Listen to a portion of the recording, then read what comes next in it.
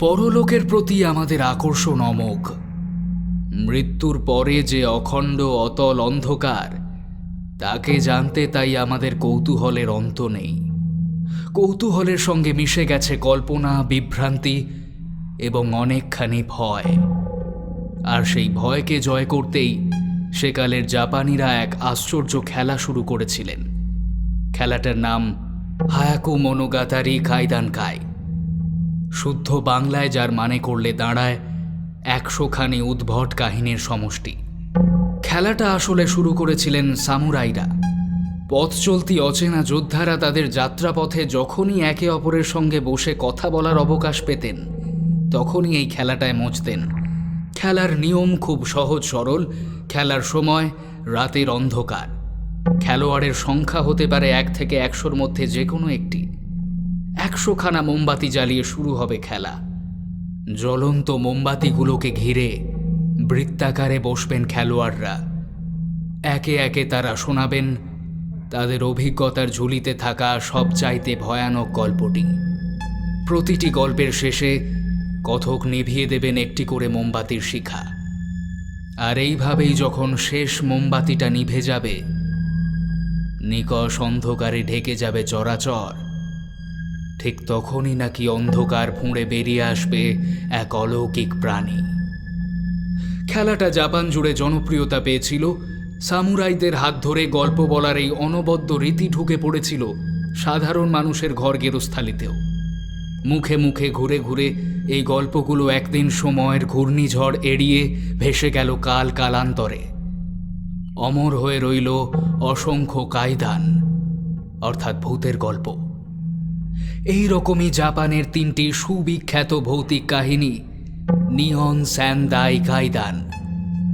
3 কাহিনীরই মূল চরিত্র 3 নারী, ওকিকু, ওৎসুয়ু এবং ওইওয়া। আজ শুনবেন ওকিকুর কাহিনী। বিভা ক্যাফের আজকের নিবেদন জাপানের বিখ্যাত ভৌতিক কাহিনী অবলম্বনে রনিনের লেখা 1-এর পিঠে 0। আজকের গল্প পাঠে সায়কামান, ওকিকুর চরিত্রে অনন্যা, নোবুর চরিত্রে তমাল, হিকারি ও টেসন আয়োমার চরিত্রে দেবদত্ত, টেসনের স্ত্রীর চরিত্রে পূজা। সম্পাদনায় সায়ন, প্রযোজনা ও পরিবেশনায় বিভা পাবলিকেশন। শুরু হচ্ছে রনিনের লেখা 1-এর পিঠে 0।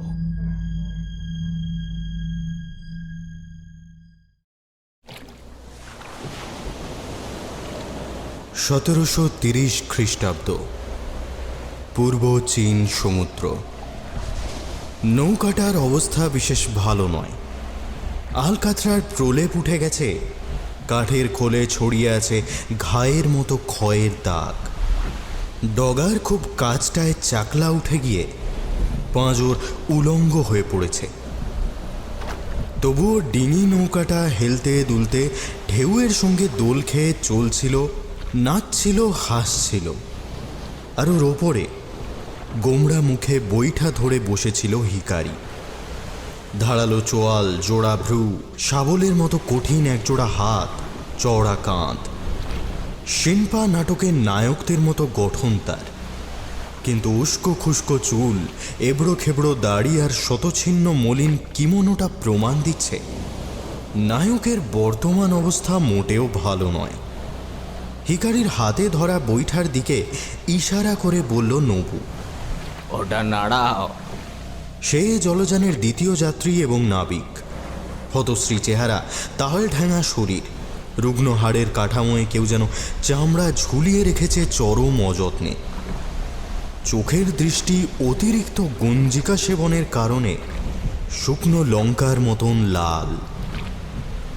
কিন্তু লোকটার গলার স্বর কবিদের মতন ভারী এবং সরস। নবুর বাজে ঠাট্টায় বারুদে আগুন লাগলো। হিকারি বৈঠাটা বর্ষার মতন ধরে বন্ধুর মুখের দিকে উঁচিয়ে হুঁশিয়ারি দিল। শালা, আর একবার আমার পেছনে লাগলে তোকে এখানেই জলে ডুবে মারবো। নবু হাসল। আমি একা দাঁড় টানলে কিন্তু 3 ঘন্টায় পৌঁছবি, আর তুই সাহায্য করলে সময় লাগবে 1.5 ঘন্টা। এবার তোর মর্জি। গনগনে চোখে বন্ধুকে ভস্ম করে দিয়ে হিকারি আবার দাঁড় টানায় মনোনিবেশ করল। 3 দিন আগে সে কারাগার থেকে ছাড়া পেয়েছে। পেটে ভাত নেই, মনে শান্তি নেই, চোখে ঘুম নেই। মুক্তি পেয়েই সে ছুটেছিল নবুর খোঁজে। ভেবেছিল লোকটার গলা টিপে ভাগের সোনা থলে ভরে চম্পট দেবে, কিন্তু সে আর হলো কোথায়? রাজার বাড়ি থেকে খাবার কিছু কম পড়েছিল খোকা, হ্যাঁ? নবু আবার চিমটি কাটল। ঠোঁটে বদ হাসিটা এখনো লেগে আছে। হিকারির কর্মতৎপরতায় সে যে একদম না খুশ, সেটা জানাতেই এরকম ভনিতা। তোর গলা টিপে? গলার বদলে যদি হাত পাটা টিপিস তবে একটু খুশি হই। ঠাট্টা রাখ। কে বলেছিল চড়াই মাল এত দূরে লুকিয়ে রাখতে? কেউ যদি তোর আগে সিন্দুকটা হাতিয়ে নেয়? কে নেবে? ওদিকে কেউ কোথাও থাকে না, তুই খাওয়া চিন্তা করি। যদি সিন্দুক হারিয়েছিস তাহলে ওখানেই তোকে কবর দিয়ে আসবো, দেখে নিস তুই। উত্তেজনা চোটে নৌকাটা দুলে উঠল। বৈঠাটা খোলের সঙ্গে ধাক্কা খেল বেমক্কা। অকুল সমুদ্রের মধ্যে কয়েকটা এলোমেলো ঢেউ হঠাৎ ছড়িয়ে পড়ল বেহিসাবি রেখাচিত্রের মতন। তোর যা অবস্থা, তাতে সিন্দুক না পেলে এমনিতেই হৃৎপিণ্ড বন্ধ হয়ে তুই অক্কা পাবি। নবু হাতের মুঠোয় নিজের গলা চেপে ধরে বাতাসের অভাব বোঝাতে হাঁকুপাকু করে উঠল। তারপর জিভ বার করে মরে যাওয়ার অভিনয় করল। নিজেই হাসল হাড় জ্বালানো শব্দে।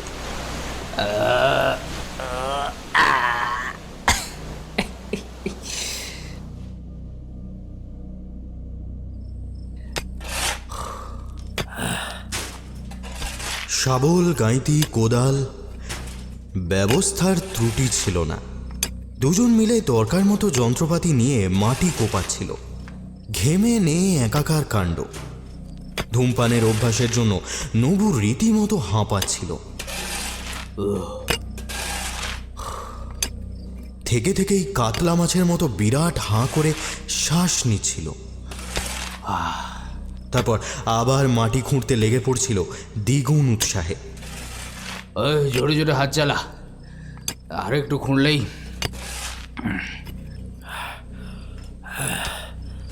এই এই অভাগা দ্বীপটায় পা রাখার পর থেকে সেটাই তো করছি। 3টে আলাদা জায়গায় কোদাল চালিয়ে চালিয়ে আমার আঙুলগুলো যে এবার ছিঁড়ে যাবে। কি করবো বল দেখি? হড়ি মাটি দিয়ে একটা গোলচক্কর দাগ টেনে গিয়েছিলাম তো, আর কি করে জানবো বৃষ্টিতে সেটা ধুয়ে যাবে? নবু যেন এখনো বিশ্বাস করতে পারছে না প্রকৃতির এহেন বিশ্বাসঘাতকতাকে। হিকারি বিড়বিড় করে উঠল। এই জায়গাটা আমার একদম ভালো ঠেকছে না। আর চোখে ভাঙা প্রাসাদটার অন্ধকার জানলাগুলোকে দেখে নিল। কেউ যেন উঁকি মারল ওখান থেকে। কে জানে, ওটা তার চোখের ভুল, কিন্তু তবুও বারবার চোখ দুটো ওই মুখটাকেই খুঁজে যাচ্ছিল আনমনে। ওদিকে বৃত্তাকার দ্বীপটার উত্তর কোণে একখানা জঙ্গল আছে। সমুদ্রের হাওয়া ওখান থেকে কেমন যেন একটা মন খারাপ করা ফিসফিসানি ভাসিয়ে নিয়ে আসছে। জায়গাটায় ফুলের অভাব নেই। বেগুনি, লাবান্দা, সবু, আসাগাঁও, কত কত ফুল, কিন্তু ওদের পাপড়িতে রঙের জলুস যেন মৃত মানুষের চামড়ার মতো ফ্যাকাশে। তাই মনে কু গাইছিল হিকারির। শুধু একখানা আস্ত পরিত্যক্ত রাজপ্রাসাদই নয়, পাথরের তৈরি রাজভবনটা ছাড়াও আছে একখানা শিন্টো মন্দির, নাটকের মহড়া কিংবা গান বাজনার জন্য বানানো ছাদহীন মঞ্চ, আর একখানা ভাঙা কুয়ো। সব কিছুই আছে বটে, তবে কোনো মানুষ নেই কোথাও। পায়রা, শালিক আর গাংচিল আছে দেদার, কিন্তু এ প্রাসাদ তো আর ওদের জন্য বানানো হয়নি। যাদের জন্য এই ইমারতের আয়োজন, তারা আজ কোথায়? হিকারি ভাবছিল। ভালো জায়গাতেই তো সিন্দুকটা লুকিয়ে রাখা উচিত ছিল আমার, তাই না? রাজার বাগান বাড়িটা কেমন জায়গা বলতো? পেয়াদাদের বলে দিলেই হতো, আমরা যতক্ষণ না আসছি ততক্ষণ এগুলোকে একটু পাহারা দিও। ও, পেয়াদাদেরই যদি পাহারা দেবে তাহলে লুকিয়ে রাখারই বা প্রয়োজন কি, তাই না? আমি কি বোকা দেখ? এরপর যদি চোরের মাল না পাই, তাহলে আমার 3 মাসের কারাবাস একেবারে বেফলে যাবে। একটা দীর্ঘশ্বাস অজান্তেই হিকারির বুক থেকে বেরিয়ে এসে সামুদ্রিক হাওয়ায় মিশে গেল। সব কিছুতেই তোর ভয়, শুধু শরীরটাই আছে পালোয়ানের মতো। এই এই সালাই, মেলা বকবি না একদম। আমি ওদিকে পাথর ভেঙে হাতে করা ফেলছি, আর তুই কেনা দিব্যি শরীরখানায় বসে ঢেনো মদ গেলছিস। নিজে নিজে যেচে ধরা দিয়েছিলাম যাতে পেয়াদাগুলো তোর টুটি চেপে ধরতে না পারে, আর এখন আমায় ভীতু বলে গাল পারছিস। তোর সাহস! ওই দেখ, কে যেন উকি মারলো। কে কে কে কে কে কে? ছেলেটা জলদি পেছনে ঘুরে দেখল কেউ নেই। সে মাথা ঘুরিয়ে শাবলটাকে উঁচিয়ে ধরতে গিয়েছিল, বন্ধুকে ঠাট্টার শাস্তি দিয়েই এবার সে থামবে, কিন্তু তখনই শব্দটা হলো। নবু এক চোখ বন্ধ করে ফিচেল হাসি ছুড়ল।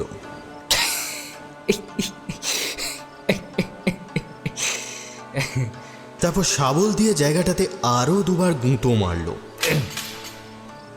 আগের শব্দটাই বারবার ফিরে এলো। হিকারির চোখ দুটো জ্বলে উঠল। এবার সে শাবল ফেলে হাত দিয়ে মাটি সরাতে লেগে পড়ল। তার সঙ্গে যোগ দিল নবুও। ওরা যখন এলো পাথারি মাটি সরাচ্ছে, ঠিক তখনই দক্ষিণা বাতাসে ভেসে এলো এক টুকরো কালো মেঘের সজল বার্তা।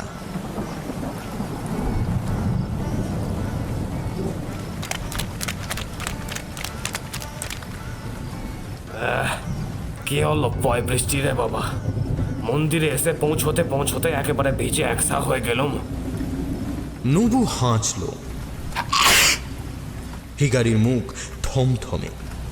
সে দেওয়ালে হেলান দিয়ে চুপ করে বসে আছে, নিরুত্তর। কথায় কথায় এত রাগ করলে চলে? না হয় নৌকোটা স্রোতের টানে সমুদ্রে ভেসে গেছে, তাই বলে তো আর মুখ চুন করে বসে থাকলে চলবে না। ভোরে জেলেদের নৌকো আসবে এদিকে, তখনই একটা কিছু ব্যবস্থা করা যাবে। ততক্ষণ আমরা না হয় সিন্ধুকের মালকুড়িগুলো ভাগাভাগি করে নিই। হ্যাঁ? বন্ধুকে জ্বলন্ত চোখে আগাগোড়া জরিপ করে হিকারি মাথা নাড়ল।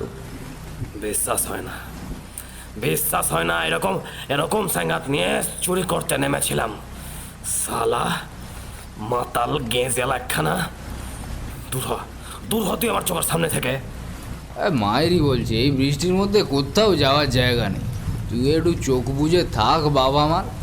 ও, গেঁজেল বলতে মনে পড়লো, কিসেরু পাইপটা আমার সঙ্গেই আছে। হিকারি হাল ছেড়ে দিল। পোড়ো মন্দিরের এক কোণে পাইপে গাঁজা ঠুসে আগুন লাগালো নবু। তারপর আরাম করে ধোঁয়া ছড়িয়ে দিল ফুসফুসে।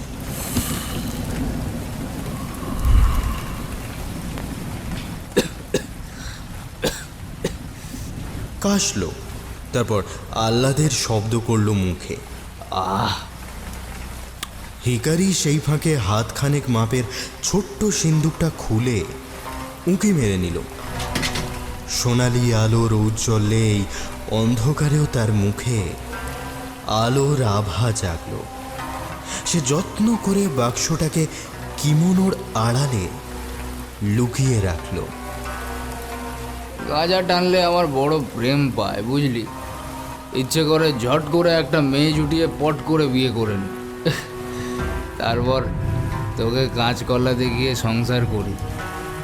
নবু যেন নিজেই নিজের সঙ্গে কথা বলছে। হিকারি বাইরে চোখ রাখল। ছাই রঙা মেঘের স্তূপ, দিক চড়াচড় বৃষ্টির ঝাপটায় ঢেকে গিয়েছে। মনটা কেমন যেন মোচড় দিয়ে উঠল হঠাৎ। বৃষ্টির ছাট শরীরে কেমন অচেনা অনুভূতির আভাস দিচ্ছে। সে মন্দিরের অন্ধকার কোণটায় দৃষ্টি ফেরালো। এক রাশ ধোঁয়ার মধ্যে নবু বসে আছে প্রেতাত্মার মতন। ওই ধূম্র জালের মধ্যে থেকে ওর হেঁড়ে গলাটা ভেসে এলো। এই একটা গল্প শুনবি? কে? ভূতের গল্প নাই তো? প্রেমে শুনবি? হিকারি উত্তর দিল না।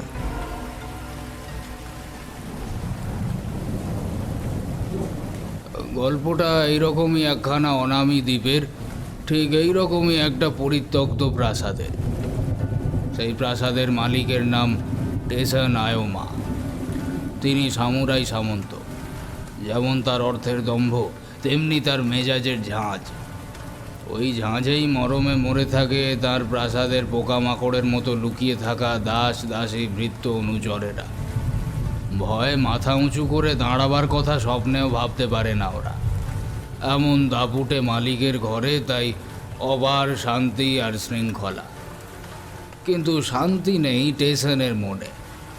সিন্দুক পরিপূর্ণ বৈভবে, ঘর পূর্ণ স্ত্রীর গুণে, প্রাসাদ পূর্ণ বিত্ত বৈচিত্র্যে, কিন্তু খালি তার হৃদয়ের অন্দরমহল। তাই ঘর ভর্তি অতিথিদের ভিড়েও তিনি নিঃসঙ্গ, সেরা শিল্পীর সুরেও তিনি বিরক্ত, মহার্ঘ সুরাতেও তার সুখের আবেশ নেই। আর এই অশান্তিকে আরও বাড়িয়ে তুলেছিল একটি মেয়ে, নাম তার ওকিকু। হতদরিদ্র পরিবার থেকে রাজার প্রাসাদে আশ্রয় পেয়েছে সে। আভিজাত্য নেই, শিক্ষা দীক্ষা নেই, নেই কোনো কৌলিন্য, কিন্তু রূপ আছে। রূপের জ্যোতি আর ঔজ্জ্বল্য আছে, আর আছে বিষম সাহস। ওই রূপ লাবণ্যের নেশায় বুঁদ হয়ে পড়েছিল টেসন। চোখে ধাঁধা লেগে যাচ্ছিল তার। কিন্তু কোথায় মেয়েটা তাকে একটু তোয়াজ করে চলবে, তার ভালো লাগা মন্দ লাগার হিসেব নিয়ে ব্যাকুল হয়ে উঠবে, তা নয়। সে ব্যস্ত শুধু ঘর সংসারের কাজে।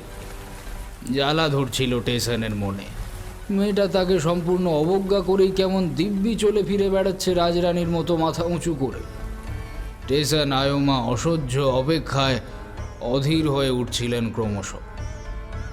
দিন রাত ঘরের কোণে মদের পেয়ালা হাতে নিয়ে বিষাদে ডুবে রইলেন তিনি। এমন সময় একদিন ওকিকুকে একলা পেয়ে তার সাহসের ফানুস ফুলে উঠল হঠাৎ। আমায় আমায় বিয়ে করবে অভিজ্ঞ? এ প্রাসাদের রানী করে রাখবো তোমায়। ওকিকুর হাতটা চেপে ধরলেন নিজের হাতে। অন্য কেউ হলে এই প্রস্তাব লুফে নিত, হয়তো এমন নির্ভেজাল বেহায়া প্রস্তাব রাখার প্রয়োজনই হতো না কোনো। কিন্তু এই মেয়েটা অবাক হয়ে চেয়েছিল, হাত ছাড়িয়ে নিয়ে এক ছুটে পালিয়ে গিয়েছিল। ওকিকুর চোখের ভাষা পড়তে পেরেছিলেন টেসন। স্পষ্ট প্রত্যাখ্যান। যে নীরব ভর্ৎসনা ছিল ওই দু চোখের তারায়, তার আঘাতে ছিন্ন ভিন্ন হয়ে যাচ্ছিল সামুরাই টেসনের হৃদয়খানা। মেয়েটার এত দিমাগ, এত সাহস, আর তাই তার মেজাজের চাবুক যখন তখন নেমে আসতে শুরু করলো ভৃত্য অনুচরদের ওপর। কিন্তু ওকিকু অক্ষত রইল। টেসন কিছুতেই তাকে শাস্তি দিতে পারলেন না। সে কাজে ভুল করে না, তার ব্যবহারে কোনো খুঁত নেই, মালিন্য নেই তার মুখের হাসিতেও। অথচ এদিকে মেয়েটাকে শাস্তি দিতে না পেরে একলা ঘরে গুমড়ে মরছিলেন সামুরাই। এইভাবেই কেটে যাচ্ছিল দিনগুলো। এদিকে সবাইকে অবাক করে দিয়ে টেসন মেয়েটাকে রীতিনীতির তোয়াক্কা না করেই ভাড়ার ঘরের কর্ত্রী বানিয়ে দিয়েছিলেন রাতারাতি। ওকিকু যে টেসনের নেক নজরে পড়েছে, অথচ মুখ পুড়ি যে সেই সৌভাগ্যকে হেলায় পায়ে ঠেলেছে, সেই গল্প আগ্রহী জিভের আগল গোলে ছড়িয়ে পড়ল চতুর্দিকে। প্রাসাদের অলিন্দগুলো ব্যস্ত হয়ে পড়ল টেসনের নাকাল হওয়ার গল্প চালাচালি করতে। এমনকি বিষের আগুন ছড়িয়ে পড়ল সামুরাইয়ের শোবার ঘরেও। রানী রাগে ফুঁসে উঠলেন। তার রাতের ঘুম কেড়ে নিল লোকমুখে ঘুরে বেড়ানো লোকনিন্দার আভাস। খুব স্বাদ হলো তার। গোটা পৃথিবীটাকে তিনি তার ঘৃণার আগুনে জ্বালিয়ে পুড়িয়ে ছারখার করে দেন। কিন্তু এত রাগ তার কার উপরে? সামুরাই গৃহিণী যদি স্বামীর ওপর রাগ করে থাকেন, তবে তাকে দোষ দেওয়া যায় না। এতগুলো বছর যার মূর্তিকে হৃদয় মন্দিরে প্রেমের অর্ঘ্য অর্পণ করে এসেছেন বিনা বাক্য ব্যয়ে, সে নিজেই যদি বিশ্বাস ভাঙে তবে মন ভাঙবেই। সে এমন বড় কথা কি? আড়ালে লুকিয়ে থেকেও যার এত বড় সংসারকে তিনি এত দিন বুকে আগলে রেখেছেন, সেই স্বামী যদি তার ঘর ভাঙবেন, তবে হতাশ হওয়াটাই স্বাভাবিক, তাই না? কিন্তু ব্যাপারটা ঠিক অতটা সহজ নয়। সামুরাই গৃহিণীর ক্ষোভের কারণ অন্য। গরিব ঘরের মেয়েটা পায়ে ঠেলেছে তার স্বামীর ভালোবাসার উপাচার। এত বড় সাহস এই প্রাসাদের আশ্রিতার! টেসন আয়োমাকে কিনা প্রত্যাখ্যান করবে ওইটুকু একটা দাসী? ঘৃণার গরল তার শরীরের সমস্ত ধমনীতে রক্ত হয়ে বইতে শুরু করলো। এদিকে বারুদ জমছিল টেসনের মনেও। সেখানে আগুনের শিখা হাতে নিয়ে ঢুকলো তারই এক অনুচর। গৃহকর্তার কানে কানে দিল সেই খবরটা যেটার জন্য বদমেজাজি টেসন এতদিন অপেক্ষা করেছিল। পরিচয় দিল সেই জোয়ান ভৃত্যের, যে কিনা কোনো এক দুর্বল মুহূর্তে প্রকাশ করে ফেলেছিল ওকিকুর প্রতি তার ভালো লাগার কথা। আর যায় কোথায়? অন্ধ অসহায় আক্রোশের বিস্ফোরণে কেঁপে উঠল প্রাসাদটা। ছেলেটাকে খুঁজে এনে বেশ করে চাবুক পেটা করা হলো প্রথমে। তারপর মুখে কাপড়ের বাঁধন বেঁধে ছুঁড়ে ফেলা হলো দ্বিতল প্রাসাদের ভোজন কক্ষ থেকে।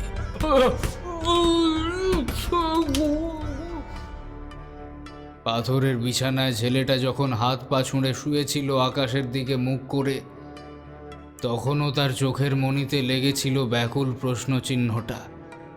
এমন ভয়ানক মৃত্যু তাকে উপহার দেওয়া হলো ঠিক কোন অভিযোগে? ছেলেটার মৃত্যুতে টেসনের অন্তরের জ্বলন বুঝিবা কিছু কমল। এইবার তিনি অনেক শান্ত। রাগ ভুলে গৃহকর্তা এখন আবার মেতেছেন উৎসব আনন্দে। নিত্য নতুন মহার্ঘ জিনিসপত্রে বোঝাই করছেন তার ভাড়ার ঘর। এমন সময় খবর এলো এডো শহর থেকে তার সঙ্গে দেখা করতে আসছেন প্রভাবশালী সরকারি কর্মচারীর দল। সেই খবরে প্রাসাদে লাগলো সাজো সাজো রব। কাজের চাপ বাড়ল ওকিকুর ওপরেও। দিনরাত তার তত্ত্বাবধানে চলছে জিনিসপত্র গুনে গেঁথে সাজিয়ে গুছিয়ে রাখার কাজ। পান থেকে চুন খসলেই বিপদ। টেসনের মেজাজকে কে না ভয় পায়। এমন সময় একদিন টেসনের বৈঠকখানায় ডাক পড়ল ওকিকুর। সভা এসে যখন প্রবেশ করলো ঘরে, গৃহকর্তা বেশ একটা মোলায়েম হাসি উপহার দিয়ে অভ্যর্থনা জানালেন তাকে। তারপর সাদা কাপড়ে ঢাকা একখানি ভারী বাক্স তুলে দিলেন হাতে। মোড়ক খুলে তো ওকিকুর চক্ষু চড়ক গাছ। 10খানা সোনার পাতে মোড়া খাবার থালা, সে থালার ধারগুলোতে লতা পাতার সূক্ষ্ম কারুকার্য, আর মাঝখানে জাপানের সাধারণ মানুষের ঘর গেরস্থালির নানান চিত্র শিল্পীর মেহনতে জীবন্ত হয়ে উঠেছে। প্রাসাদে নতুন অতিথি আসছে ওকিকু। তাদের জন্য হোক্কাইডো থেকে এনেছি বাসনগুলো। এত দামি জিনিসপত্র আমি একমাত্র তোমার হাতে দিয়েই নিশ্চিন্ত থাকতে পারি। এগুলোর দায়িত্ব আজ থেকে শুধুই তোমার, বুঝলে? আপনি চিন্তা করবেন না প্রভু। মেয়েটা কাঁপা কাঁপা গলায় আশ্বস্ত করেছিল টেসনকে। টেসন হেসেছিল।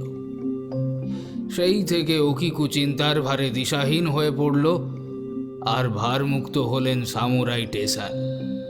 তিনি মনের আনন্দে প্রস্তুতি নিতে শুরু করলেন অতিথি আপ্যায়নের। আগন্তুকদের আপ্যায়নে যাতে কোনো ত্রুটি না থাকে তার জন্য প্রাসাদ জুড়ে শুরু হলো চরম কর্মযজ্ঞ। কাজের দায়ে ওকিকু নাওয়া খাওয়া ভুলল। দিন রাত ভৃত্য পরিচারকদের নিয়ে একটু একটু করে সে সুন্দর করে সাজিয়ে তুলল গোটা ঘর গেরস্থালি। টেসন হাসি মুখে সব কাজ তদারকি করলেন, ওকিকুকে প্রশংসায় ভরিয়ে দিলেন। তবে অনেক কষ্ট করেও তার চোখের তারায় যে অধৈর্য চাঞ্চল্য ফুটে উঠছিল তাকে কিছুতেই লুকিয়ে রাখতে পারছিলেন না দুর্দণ্ড প্রতাপ সামুরাই কর্তা। একটা ধূর্ত হাসি বিদ্যুৎ চমকের মতন ঘুরে ফিরে বেড়াচ্ছিল টেসন আয়োমার ঠোঁটে। তিনি কি শুধুই মনে মনে অনাগত উৎসবের প্রহর গুনছিলেন, নাকি তার মস্তিষ্কে খেলছিল কোনো দুর্দান্ত চক্রান্তের চোরা হিসেব নিকেশ? যা হোক, নির্ধারিত দিনে অতিথিদের সযত্নে আনা হলো টেসনের খাস বিলাসবহুল বিনোদন কক্ষে। চারিদিকে ফুলের সাজ, বাতাস ভারী হয়ে উঠেছে মিহি সুগন্ধের আবেশে। লাল ফুলের পাপড়ি মাড়িয়ে ওদের দলটা যখন ঘরে প্রবেশ করলো তখন উৎসাহী বাদ্যকাররা ব্যস্ত হয়ে পড়লেন গীতিবাদ্যের আবহে আগন্তুকদের মনোরঞ্জনে। একসঙ্গে ঝমঝম করে বেজে উঠল বিওয়া আর কোটা। এমন রাজকীয় অভ্যর্থনা দেখে অতিথি রাজকর্মচারীদের মুখের হাঁ আর বন্ধই হয় না। তবে ওরা অবশ্য বুঝতেই পারেনি এই অপার্থিব সাজগোজের উপলক্ষ তারা নয় কোনো মতেই। এই জাঁকজমকের আড়ালে যে অন্য একটা নাটকের প্রস্তুতি চলছে সে বোধ তাদের অন্তত ছিল না। তারা তো এটাও জানতেন না যে টেসনের যে সহধর্মিনী হাসি মুখে সমস্ত পরিচারকদের পুতুলের মতো নিয়ন্ত্রণ করে চলেছেন তিনিই আসলে এই নাটকের অন্তিম দৃশ্যকে পরিচালনা করবেন দক্ষ শিল্পীর মতো। এ খবর তাদের জানবার কথাও নয়। এদিকে বেলা গড়িয়ে গেছে অনেকটাই, আলোচনায় কালক্ষেপ হয়েছে অনেকখানি। তারে তারে আঙুল চালিয়ে বাদ্যকারেরাও বেহাল হয়ে পড়েছিল বেশ কিছুক্ষণ আগেই, কিন্তু আহারের কথা তো কেউ বলেই না। অবশেষে আনন্দের সুর একসময় বিষণ্ণ একঘেয়েমিতে রূপান্তরিত হলো। আর তখনই যেন কর্তার টনক নড়ল। তড়িঘড়ি ক্ষমা চেয়ে তিনি পত্নীকে নির্দেশ দিলেন অতিথিদের জন্য মুখরোচক খাবারের বন্দোবস্ত করতে। নির্দেশ জারি হতেই সামুরাই পত্নী নির্দেশ পাঠালেন ভাঁড়ার ঘরে। সোনায় মোড়া বাহারি পাত্রগুলোকে বের করে আনার আদেশ ওকিকুর কানে পৌঁছে দিয়ে গৃহকর্ত্রী আর চোখে স্বামীর দিকে চেয়ে চোরা হাসি হাসলেন। অতিথিদের মুখ চুন, বাদ্যকারদের সুর আর তাল একসঙ্গে সংযম হারিয়েছে। মনোহরা খাদ্যের সুবাস ছাড়া আর কিছুই যেন বৈঠকে প্রবেশ করছে না। টেসন ক্রোধে ফুলছিলেন, সেটা অবশ্য অভিনয়। চোখের ইশারায় পত্নীকে ব্যাপারটা তদন্ত করে দেখতে বলে উত্তেজিত টেসন দাঁতে দাঁত চেপে অপেক্ষা করলেন।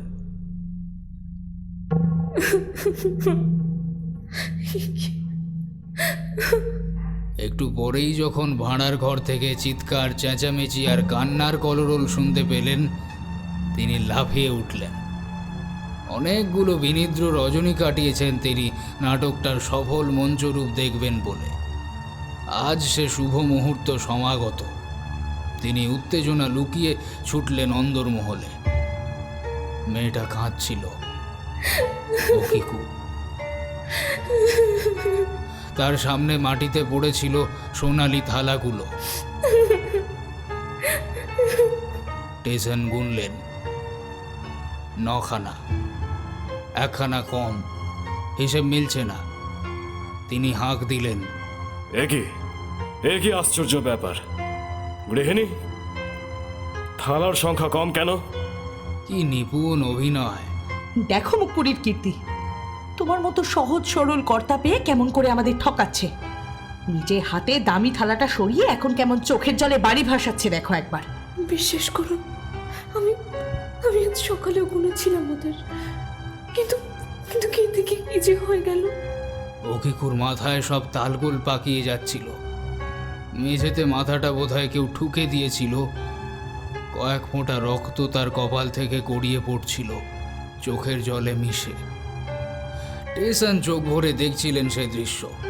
যে মেয়েটি তার অর্থ বৈভবে বশ হয়নি, যে অসহায় প্রাণীটি তার হৃদয়কে প্রত্যাখ্যান করেছে অবহেলায়, সেই ওকিকু আজ তার করুণা প্রার্থী। প্রতিশোধের আগুন তখন আনন্দের কারণ বাড়ি হয়ে ঝরে পড়ছিল টেসনের তৃষিত হৃদয়ে। ওকিকো, তোমার ওই নিষ্পাপ চেহারার আড়ালে যে বিষাক্ত সাপ লুকিয়ে আছে, তা যদি আগে জানতাম তাহলে পায়ের তলায় তোমার ওই মাথাটা পিষে দিতাম অনেকদিন আগেই। বিশ্বাস করুন। চুপ করো। টেসনের গৃহিণী এই ফাঁকে মাথা নিচু করলেন। ওকিকুর কানের কাছে মুখ রেখে ফিসফিস করে উঠলেন, হতভাগিনী, শোন, এখনো সময় আছে। কর্তার প্রস্তাব স্বীকার করে নি আর বাকি জীবনটা আমার দাসী হয়ে সুখে কাটিয়ে দে। ভুল করিস নি। আর যারা দরিদ্র হয় তাদের বুঝি মেরুদণ্ডে আশ্চর্য জোর থাকে। ওকিকুরও ছিল। সে মাথা নাড়ল, নিজের সপক্ষে অজস্র যুক্তি দিল, কাঁদল। ওকে বিশ্বাস করুন আপনারা, আমি আমি মিথ্যে কথা বলছি না। আমি সকালে সব গুণে রেখেছিলাম, কিন্তু কিন্তু আমি বুঝতে পারছি না কি করে হলো এটা। আমি সত্যি বলছি আপনাদের, আমি সরিয়ে রাখিনি কিছু, আমি চুরি করিনি কিছু। আপনারা আমাকে একটু বিশ্বাস করুন, আমি কিছু করিনি।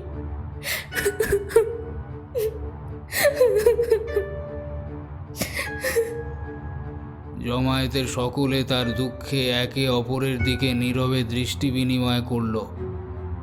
কারোর কারোর ঠোঁট কাঁপছিল, কিন্তু শব্দেরা সেদিন থমকে গিয়েছিল ওদের কণ্ঠনালীতেই। তবে রে, আজ তোকে চরম শাস্তি দিয়ে তবেই ছাড়বো। টেসন হুঙ্কার ছাড়লেন। একজন ছুটে গেল, তরবারি নিয়ে হাজির হলো প্রভুর নির্দেশে। ভয় পাওয়ার কিছু নেই, ও তরবারি কাঠের। ওকিকুকে প্রাণে মারলে টেসনের স্বার্থসিদ্ধি হবে কিভাবে, তাই না? তবে অস্ত্রটা নকল হলেও ওর প্রহারটা মোটেও লঘু ছিল না। ওকিকুর আর্তনাদে প্রাসাদ কেঁপে উঠল।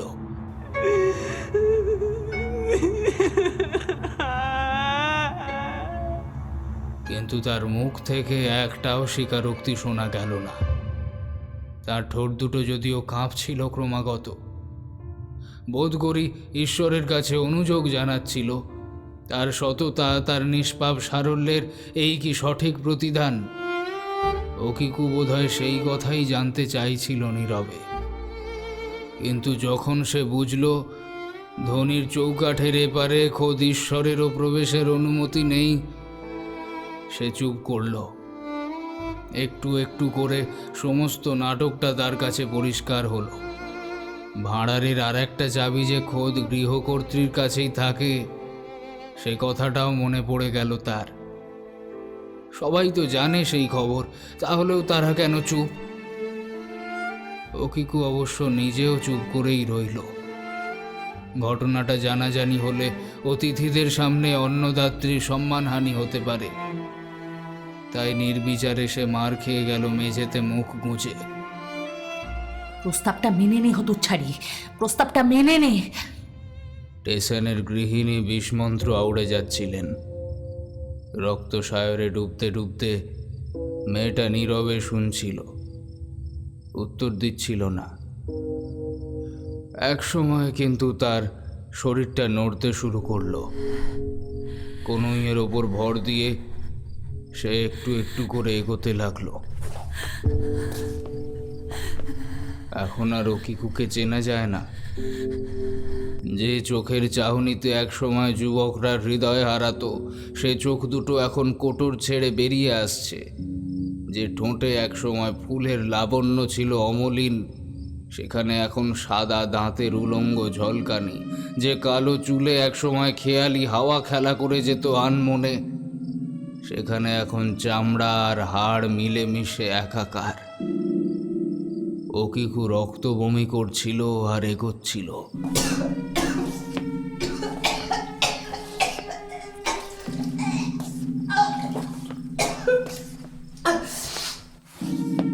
খোলা জানালার দিকে এগোচ্ছিল। টেসান উন্মাদের মতন চালাচ্ছিলেন কাঠের তরবারিটা।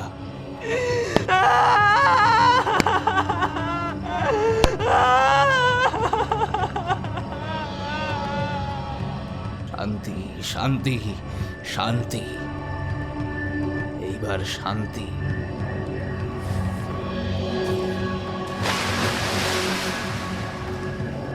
মেয়েটা ওখান থেকেই ঝাঁপিয়ে পড়েছিল। ওর শরীরটাকে গিলে নিয়েছিল জল ভরা অন্ধকূপটা, যে কূপের শেষে নাকি পাতালের দরজা।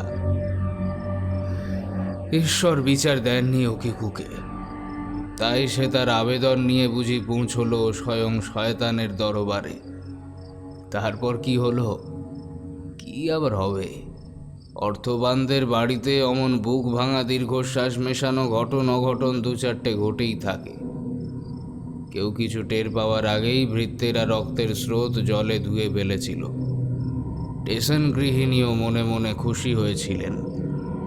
তবে সামুরাই নিজে জানলা দিয়ে কিছুক্ষণ নির্নিমেষ দৃষ্টি মেলে চেয়েছিলেন কুয়োটার দিকে। আফসোসের চোখে দেখছিলেন অন্ধকার গহ্বরটাকে। তার সমস্ত অবদমিত ইচ্ছেগুলো তো ওখানেই কবর গেছে চিরদিনের জন্য। দুঃখ হওয়াটা স্বাভাবিক, কিন্তু অনুশোচনা হচ্ছিল কি তার? টেসন অন্য ধাতুতে গড়া মানুষ। সেদিন সব কিছু মিটে যাওয়ার পর আবার নির্জনতা ঘিরে ধরল ক্লান্ত বাড়িটাকে। রাতের অন্ধকার ঝুপ করে সমুদ্র থেকে উঠে এসে জড়িয়ে ধরল নিস্তব্ধ দ্বীপটাকে। অল্প কিছুক্ষণের মধ্যেই আলোগুলো নিভে গেল একটা একটা করে। সবাই যখন প্রিয়জনদের আঁকড়ে ধরে নিজেদের ঘরে সুখ স্বপ্নে বিভোর, তখন জঙ্গল থেকে ভেসে এলো গাছগাছালির ফিসফিসানি।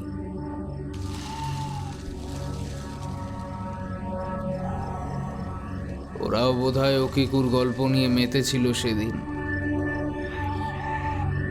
কিন্তু চাঁদখানা যখন একেবারে মাঝ আকাশে পৌঁছলো, তখন সব ফিসফিসানি বন্ধ হয়ে গেল।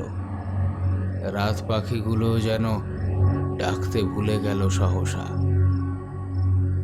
শোবার ঘরে টেসন জেগেছিলেন। কিছুতেই রক্তে মাখামাখি মেয়েটার মুখটা ভুলতে পারছিলেন না। আক্রোশের ধার কমে গেছে অনেকটাই, তবে অপরাধের গ্লানির বদলে একটা অক্ষম হতাশা তার অন্তরকে বিঁধছিল।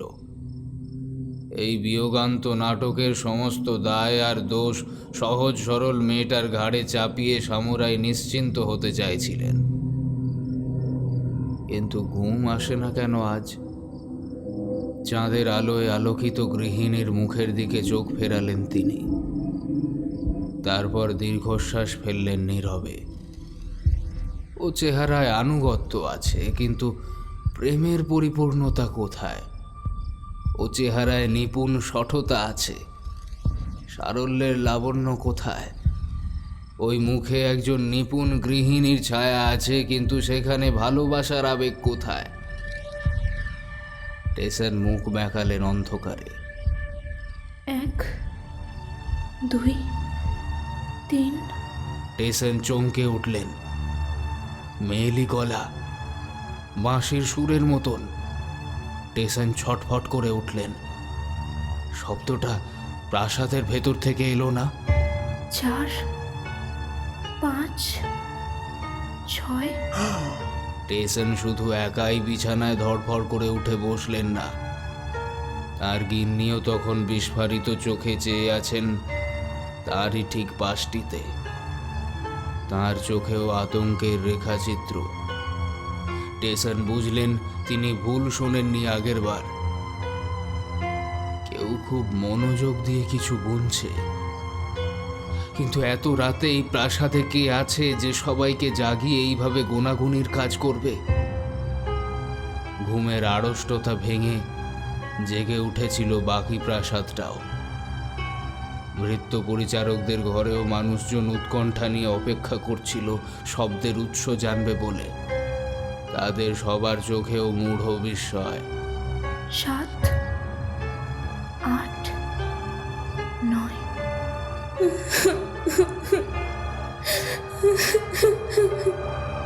প্রাসাদ কেঁপে উঠল বিনিদ্র মানুষগুলোর ভয়ার্ত হৃদয়।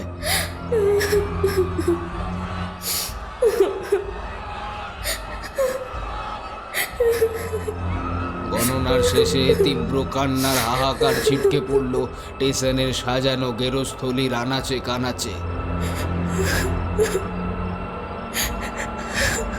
বুক ফাটা বিষণ্ণতা ছড়িয়ে দিয়ে গেল কক্ষে অলিন্দে। মেয়েটা কাঁদছে।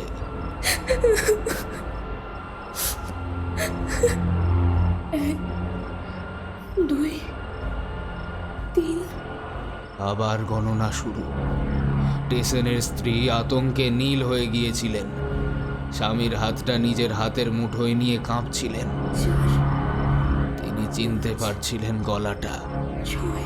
সাঁঝবেলার বিয়োগান্ত নাটকটা মনে পড়ে যাচ্ছিল তার।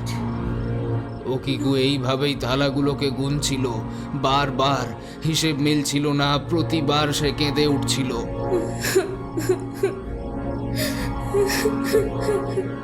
তারপর আবার ব্যগ্র হাতে গুনে নিচ্ছিল থালাগুলোকে। 2, রাতের এই ঘটনা যেন ঠিক আগের ঘটনারই পুনরাবৃত্তি। তবে কি সে রাতে কারোর চোখে ঘুম আসেনি তার পরের অনেকগুলো রাতেও। প্রতি রাতেই একই ঘটনার পুনর্নির্মাণ, প্রতি রাতেই দমবন্ধ করা আতঙ্কের আবহ, প্রতি রাতেই সেই পরিচিত কান্নার সুর ফিরে ফিরে এসেছে হিসেব মেলাতে, কিন্তু পারেনি। আর অসহায় দুঃখে এক প্রাসাদ বিষাদ রেখে গিয়েছে রাতের স্মৃতি হিসেবে। ওকিকু, সে ফিরে এসেছে। ওকিকু প্রতিশোধ নিতে চায়নি, ওকিকু প্রতিবাদ করতে চায়নি। নিজের নিয়তিকে সে মাথা নত করে মেনে নিয়েছে। শরীর তাকে ছুটি দিয়েছে, কিন্তু যতক্ষণ তার আত্মা ওই হারিয়ে যাওয়া থালাটার হিসেব মেলাতে পারছে না, ততক্ষণ সে পরলোকে ফিরবে না। কিন্তু স্টেশন আর তার গৃহিণী জানেন, ও হিসেব কোনো দিনও মিলবে না। হারিয়ে যাওয়া থালাটাকে আসলে স্টেশনের গৃহিণী নিজে হাতে কুয়োর জলে ফেলে দিয়েছিলেন চুরি ধরা পড়ার ঘণ্টাখানেক আগে।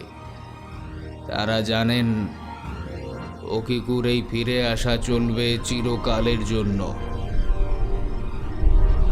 এর মধ্যেই ভৃত্যদের একজন মাঝরাতে কুয়োর গভীর থেকে কালো ছায়া শরীরটাকে গুড়ি মেরে উঠে আসতে দেখে ফেলেছে। অন্য একজন প্রাসাদের দেয়াল বেয়ে ওকিকুকে উঠতে দেখেছে জানলার দিকে। আর একজন আবার ভাড়ার ঘরের দরজায় কান পেতে শুনেছে গণনার শব্দ। 3, 4। তারপর অবশ্য আর কিছুই শোনার মতো অবস্থায় ছিল না সে। প্রেতের তীক্ষ্ণ চিৎকারের অভিঘাতে তার কান দুটো কাজ করা বন্ধ করে দিয়েছিল তারপর থেকেই। এত ভয় নিয়ে কি এইভাবে সংসার করা যায়? যায় না বোধহয়। তাই একদিন স্টেশন তার পরিবার পরিজন আর ভৃত্য পরিচারকদের সঙ্গে নিয়ে প্রাসাদ ত্যাগ করলেন। খুঁজে নিলেন অন্য কোনো এক দ্বীপ, প্রাসাদ গড়লেন অন্য কোনো অচেনা ভূখণ্ডে। অবশ্য তার খবর আজ আর কেউ রাখেনি, কিন্তু সেই পরিত্যক্ত দ্বীপটাকে আজও মানুষ মনে রেখেছে দিব্যি। ওই বাড়িতে আজ আর কেউ থাকে না। তবে রাতের গভীরে যখন চাঁদের আলোয় দিক চরাচর ভেসে যায়, ঠিক তখনই ওই ছায়াটা কূপের ভেতর থেকে আজও নাকি উঠে আসে। ভাড়ার ঘরে যায় দেয়াল বেয়ে। যে থালাগুলো আজ আর নেই তাদেরই গুনে গুনে দেখে। আজও তার হিসেব মেলে না, আজও সে কাঁদে। আজও তার দুঃখে কাঁদে সেই পরিত্যক্ত দ্বীপের নিঝুম বনভূমি আর পাখপাখালি। আর অভাগিনী ওকিকুর গল্প শুনে কাঁদে সেই গল্পের শ্রোতারা। মেয়েটা চিরকাল নিষ্পাপ দরিদ্র মানুষগুলোর ললাটে লেখা দুঃসহ অসহায়তার প্রতীক হয়ে বেঁচে রইল জাপানের মানুষের মনে।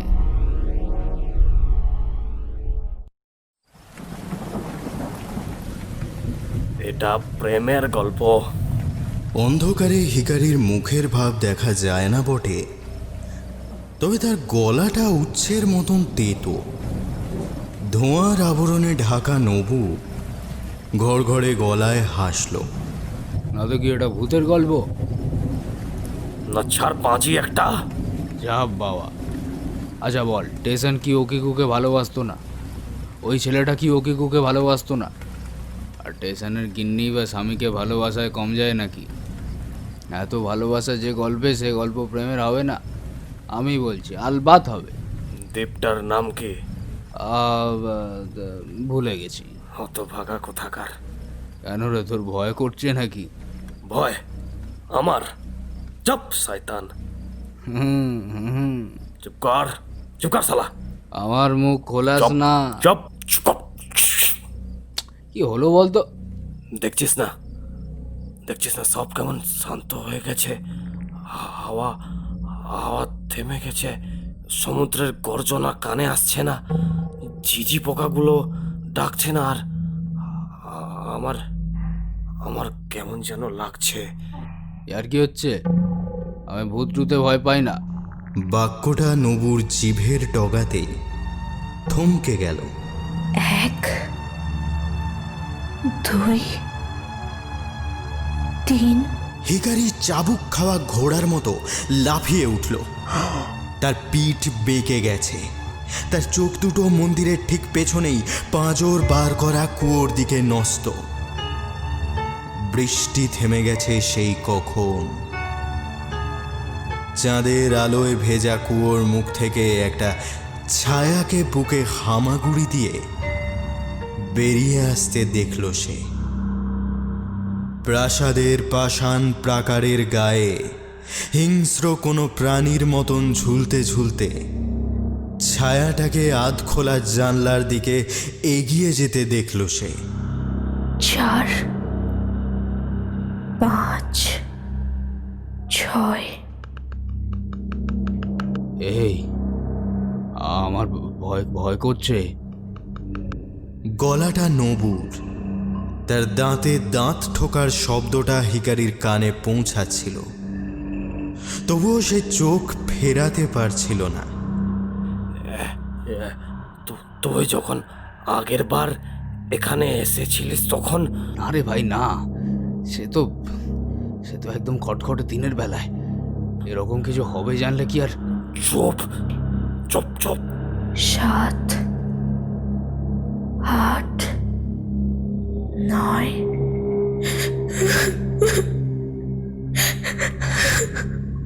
অন্ধকার জানলা থেকে ছিটকে এলো তীক্ষ্ণ আর্তনাদ, কান্না, দুঃখ সহ বেদনা, আরতি।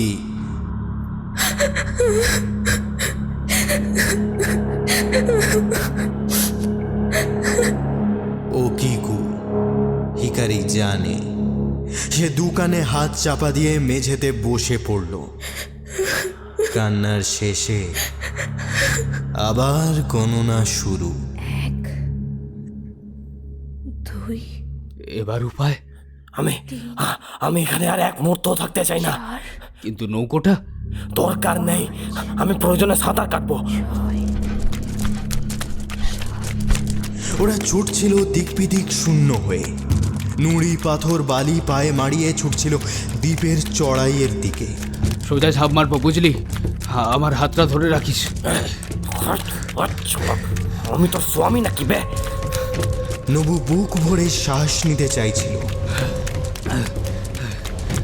ওই দেখ, ওই দেখ। নবুর তর্জনী অনুসরণ করলো হিকারির চোখ। গোল চাঁদের প্রেক্ষাপটে সমুদ্রের কালো ঢেউয়ের তালে কাঠামোটা দুলছিল, নাচছিল দড়ি ছেঁড়া নৌকাটা। সে ফিরে এসেছে। জোয়ারের জলে উজানে ভেসে এসেছে সে পরিত্রাতা হিসেবে।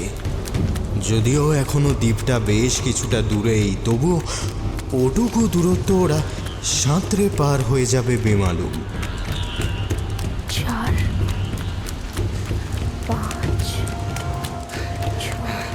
আরে আমার হাতটা ধর ছোট লোক। হিকারি বন্ধুর দিকে হাত বাড়িয়ে দিল। নবু খপ করে ধরল হাতটা।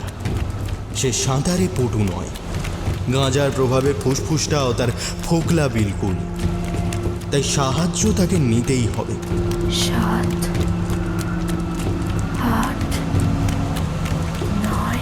ঝাঁপ মার এবার।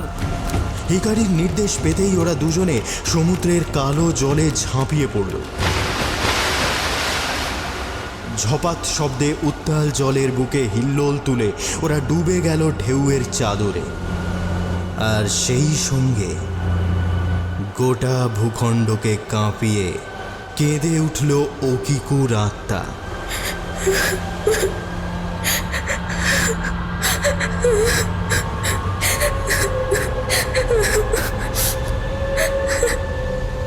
সেই কান্নার রেশ নোনা হাওয়ায় ডানা মেলে ভেসে গেল দূর দূরান্তে। মেয়েটার দুর্ভাগ্যের ইতিবৃত্ত চারিদিকে ছড়িয়ে দেবে বলেই বোধ হয়। নৌকাটা দাঁড়ের টানে ভেসে যাচ্ছিল মসৃণভাবে। নবু কাক ভেজা হয়ে কাঁপছিল। হিকারি চুপ। কোনোভাবেই সে ওকিকুর গল্পটা ভুলতে পারছিল না, যে গল্পটাকে সে অলস মস্তিষ্কের বিকৃত সৃষ্টি বলে উড়িয়ে দিতে চেয়েছিল। সেই গাল গল্পকেই সে নিজের চোখে সত্যি হয়ে উঠতে দেখেছে। নবুই প্রথম মুখ খুলল। একটা কথা তোকে বলিনি। কি কথা? আমি শুনেছিলাম টেসেন নাকি প্রাসাদটাকে ওকিকুর হাত থেকে বাঁচাতে শহর থেকে পুরোহিত ডেকে এনেছিলেন। সে ব্যাটা নাকি রাত হলেই ওই কুয়োর কাছে লুকিয়ে থাকতো। ওকিকু যখন ওখান থেকে হামাগুড়ি দিয়ে বেরিয়ে আসতো থালা গুনতে গুনতে, পুরোহিত বাবাজিও তার পিছু পিছু পৌঁছে যেত ভাঁড়ার ঘর অবধি। ওকিকু যখন নয় বলতো, তখন চালাক পুরোহিত উঁচু গলায় চেঁচিয়ে বলে উঠতো 10। মেয়েটা কাঁদতো না, ভাবতো বুঝি সত্যি সত্যি তার হিসেব মিলে গেছে। এইবার সে ফিরে যেত। এভাবেই 2-1 দিন ওকিকুকে বিভ্রান্ত করে রাখার পর মেয়েটার আত্মা আর ফিরল না প্রাসাদে। তার কাজ মিটে গিয়েছিল, শান্তি পেয়েছিল ওর বিবেক। যে পাপ সে করেনি সেই পাপের দায় থেকে মুক্তি পেয়েছিল ওকিকু। সেই থেকে প্রাসাদটা আবার বসবাসের যোগ্য হয়ে উঠেছিল। তাহলে আমাকে সে কথা আগে বলিসনি কেন? হিকারির গলায় কোনো ক্ষোভ নেই যদিও। বললে গল্পের মজাটাই থাকতো না। আর মেয়েটার এই বারে বারে ফিরে আসাটাই না শ্রোতাদের সবচাইতে বেশি ভালো লাগে। আমি দেখেছি এটা। তোর মিথ্যে গল্পটাই যে আসল সত্যি, সে তো নিজের চোখেই দেখলাম। নবু অন্ধকারে মাথা নাড়ল। অবশ্য মনে মনে সে খুশি হতে পারল না। ওকিকুর পরিণতি এমনটা না হলেই বোধহয় ভালো হতো। হিকারিও আজ আশ্চর্যভাবে নবুর মতো একই কথা ভাবছিল। কান্নার তীব্র শব্দটা যখন দূর থেকে ভেসে আসছিল ওদের কাছে, হিকারি তখন নীরব আকাশের দিকে চোখ মেলে চাইল। সে বিড়বিড় করে উঠল, ওকে শান্তি দাও ঈশ্বর, ওকে মুক্তি দাও। যাকগে, আমরা প্রাণে বেঁচে ফিরছি, এর চাইতে আনন্দের আর কি আছে। নবুর গলাটা এরপর সাবধানী শোনালো, এই তোর কাছে বাক্সটা আছে তো? ওটার জন্যই তো এত হ্যাপা। হিকারির সম্বিত ফিরল। সত্যিই তো, বাক্সটা হাতছাড়া হলে এত পরিশ্রম তো জলে যাবে। সে জলদি কিমোনোর ভিতর গুপ্ত ভাঁজে হাত চালাল। একটা ত্রাস ছড়িয়ে পড়ল তার চোখ থেকে মুখে, তারপর বাকি শরীরে। সে তন্ন তন্ন করে নৌকোর খোলটা খুঁজতে শুরু করলো। হারিয়েছিস ওটাকে?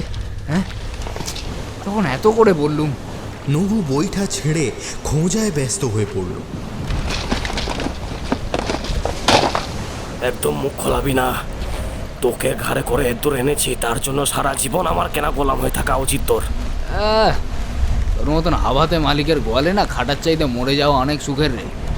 ঝগড়া বিবাদের মধ্যেও ওদের দুজোড়া চোখ ফিরে গেল বিন্দুর মতো দেখতে দ্বীপটার দিকে।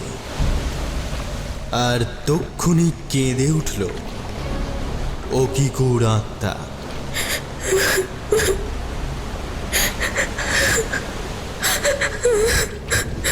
কাঁদলো নাকি হাসলো? দুনিয়া জুড়ে চলতে থাকা অসংখ্য এমন হাসি কান্নায় মোড়া জীবনের চলচ্চিত্র দেখতে দেখতে নৌকাটাও বোধহয় আমোদ পেয়েছিল খুব। ঢেউয়ের তালে দুলতে দুলতে এসে ভেসে চলল অজানা গন্তব্যের উদ্দেশ্যে।